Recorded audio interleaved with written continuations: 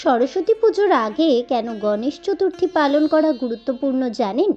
যে কোনো শুভ কাজের আগে কেনই বা করা হয় গণেশ ঠাকুরের আরাধনা? বিনায়ক চতুর্থীর পুজো কখন করলে ফল বেশি মেলে? একদিনের এই ব্রতই বদলে দেবে আপনার ভাগ্য। জানেন কি, এবছর অর্থাৎ 2026 সালে সরস্বতী পুজোর আগে কবে পড়েছে এই গণেশ চতুর্থী? বন্ধুরা, এই সব তথ্য বিস্তারিতভাবে জানুন আমার আজকের এই ছোট্ট ভিডিও থেকে।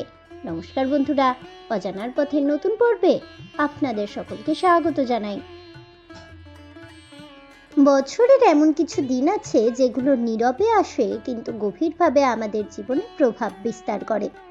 জানুয়ারি মাসের শেষ ভাগে ঠিক তেমনই এক তিথি এসে হাজির হয়, যাকে আমরা অনেকেই অবহেলা করি। অথচ শাস্ত্রমতে এই একটি দিন পালন করলে সাফল্যের পথে আসা বাধা কমে যায় ও সাফল্যের সম্ভাবনা দ্বিগুণ বেড়ে যায়। সে বিশেষ দিনই হলো বিনায়ক চতুর্থী। হিন্দু ধর্মীয় বিশ্বাস অনুযায়ী যে কোনো শুভ কাজ শুরু করার আগে সিদ্ধিদাতা গণেশের আরাধনা অপরিহার্য। শাস্ত্র বলছে, গণেশ বন্দনা ছাড়া কোনো পুজো কিংবা শুভ কাজ সম্পন্ন হয় না।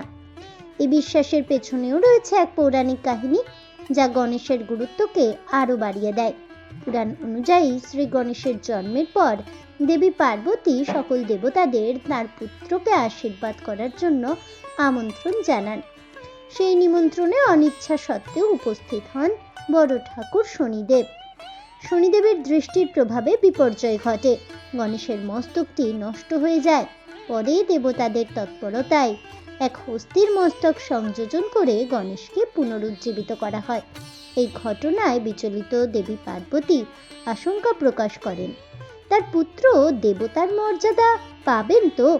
তখন সকল দেবতারা সম্মিলিতভাবে শ্রী গণেশকে আশীর্বাদ করেন, ভবিষ্যতে যে কোনো শুভ কাজের শুরুতে গণেশ ঠাকুরের আরাধনা করা হলে তবেই সেই কাজ সফল হবে। এই বিশ্বাস থেকেই বিনায়ক চতুর্থীর গুরুত্ব বেড়ে যায়। চলতি বছর অর্থাৎ 2026 সালে এই বিনায়ক চতুর্থী পালিত হতে চলেছে আগামী 22শে জানুয়ারি বৃহস্পতিবারে।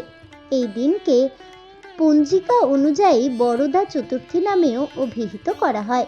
বিশুদ্ধ সিদ্ধান্ত পঞ্জিকা অনুসারে চতুর্থী তিথি শুরু হচ্ছে আগামী 21শে জানুয়ারি বুধবার রাত্রি 2:49 এবং তা শেষ হবে আগামী 22শে জানুয়ারি বৃহস্পতিবার রাত্রি 2:29।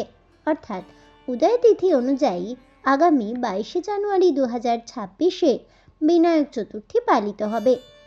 বৃহস্পতিবারে গণেশ চতুর্থী ব্রত পালন এবং পূজা অনুষ্ঠান সম্পন্ন করা হবে। অন্যদিকে গুপ্তপ্রেস পঞ্জিকা মতে চতুর্থী তিথি আরম্ভ হচ্ছে আগামী 21শে জানুয়ারি বুধবার রাত্রি 2:21:14 এবং তা সমাপ্ত হবে আগামী 22শে জানুয়ারি বৃহস্পতিবার রাত্রি 1:37:39। দুই পঞ্জিকাতেই বৃহস্পতিবার অর্থাৎ 22শে জানুয়ারি বিনায়ক চতুর্থী পালনের কথা উল্লিখিত আছে।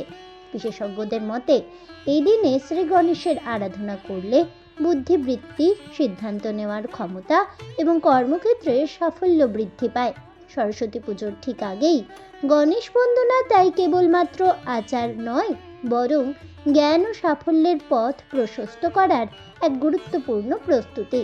সব মিলিয়ে জানুয়ারির এই বিনায়ক চতুর্থী শুধুই একটি ধর্মীয় তিথি নয়, শুভ সূচনার জন্য এক শক্তিশালী দিন হিসেবে বিবেচিত।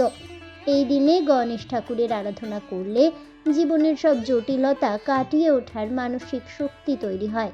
নতুন কাজ, পড়াশুনো থেকে চাকরি কিংবা গুরুত্বপূর্ণ সিদ্ধান্তের আগে এই তিথি অত্যন্ত ফলদায়ক বলেই মনে করা হয়।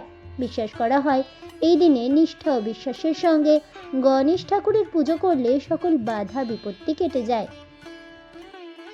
আজ এ পর্যন্তই। তাহলে বন্ধুরা, সরস্বতী পুজোর আগে কবে বিনায়ক চতুর্থী পালিত হতে চলেছে সে সম্পর্কে বিস্তারিত জেনে আপনাদের কেমন লাগলো অবশ্যই আমাকে কমেন্টে জানাবেন। ভিডিওটি ভালো লেগে থাকলে লাইক শেয়ার করতে ভুলবেন না। আমার চ্যানেলের নতুন বন্ধু হয়ে থাকলে চ্যানেলটিকে সাবস্ক্রাইব করে দেবেন, পাশে থাকা বেল বাটনটি প্রেস করে রাখবেন নতুন ভিডিওর নোটিফিকেশন পাওয়ার জন্য। ফিরে আসছি পরবর্তী ভিডিও নিয়ে। ততক্ষণ সবাই ভালো থাকুন, সুস্থ থাকুন, আর অবশ্যই সঙ্গে থাকুন আর দেখতে থাকুন অজানার পথে।